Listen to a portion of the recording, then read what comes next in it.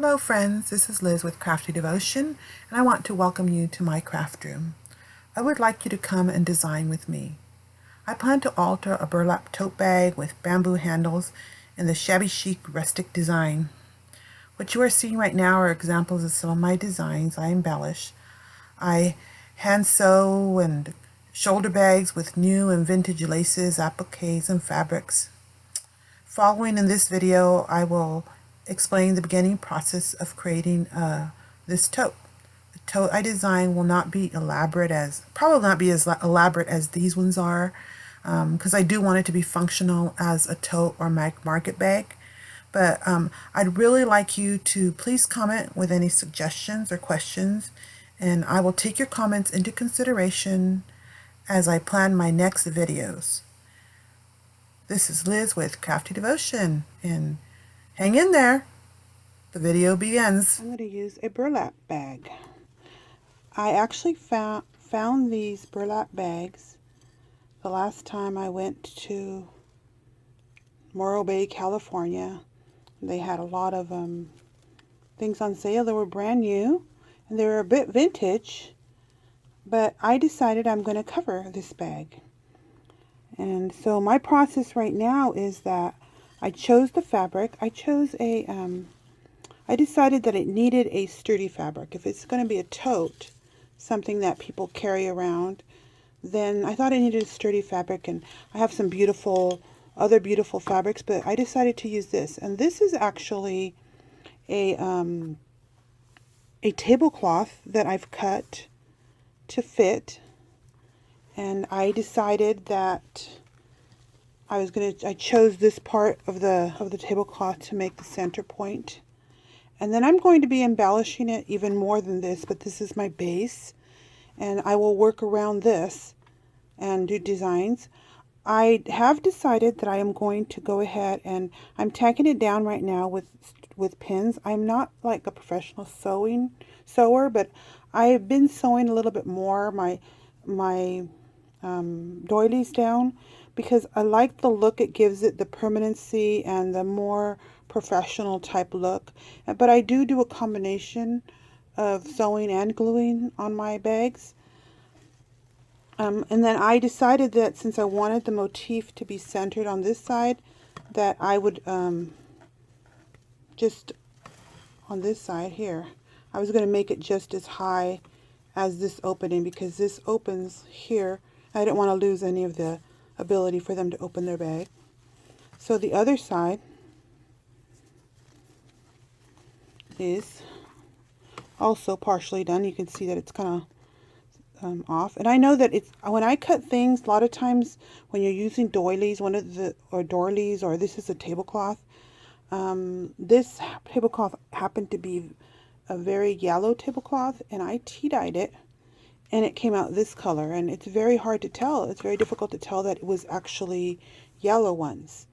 And then I'm probably going to embellish it with whites and creams so that I can more offset that little yellow tone it might have. And it does have a yellow tone because it really matches the burlap color, and burlap has a tiny yellow tone. So both sides are getting that on it. And I'm not sure, we'll see how it ends up on this end, see if they actually meet. Even if they don't meet, I will put something else here to cover that. And you'll see that in the next step. So right now, I'm just going to keep on pinning it on. And then I plan to sew along the top edges. Because when you have a bag like this, you can insert this part into your sewing machine. So that's why I'm going to insert this part into my sewing machine and sew around.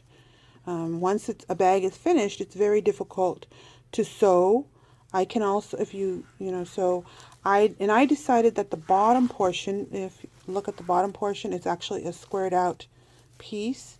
I decided I was just going to meet the edge of the square. That way most of the doily doesn't get touched, like if they put their bag down on the floor, or that it's not going to get too soiled, because it is supposed to be a tote.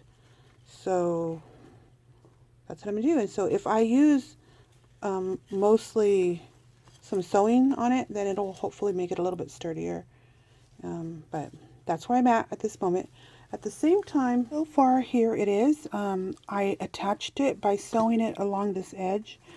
When you're creating and designing things, I made the decision to just trim it and sew it along this edge. I did use my sewing machine, and for something like this, you need a very sturdy needle. And this is where it's at so far. Now, my next step, which takes a long time when you're designing, is to make a decision on, you can probably visually see here how this is not even the way I sewed it on. I will use layering techniques to get that to be concealed. So I grabbed a few things and thought, okay, that's pretty. Maybe that'll cover that unevenness. But then it's also covering this part of my design. Sometimes you cover the design. So I always start with something that's not too pricey for my bottom layer of whatever I do. So that's covering, that would cover it nicely. And bring in another color. There's some white to give you the idea of what it would look like.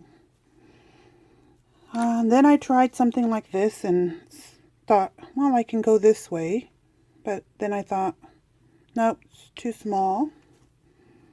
And I really liked this one. I have more of this, and this is just some vintage tea-dyed edge of a doily. It's beautiful, and I think that that really would look lovely if I have more of it, so this is only a piece of it. Would look lovely going across this way, or even angled. I could actually even angle it if I want. And so my choice came down to this one. Oh, I looked at this. No. And then I did. This is a nice, lovely lace I took off of a wedding dress. And this would look lovely also. But that's not what I chose. Let me show you what I chose. Then I recently purchased a wedding dress. And I had this. And I actually like that look with the white or creams for flowers.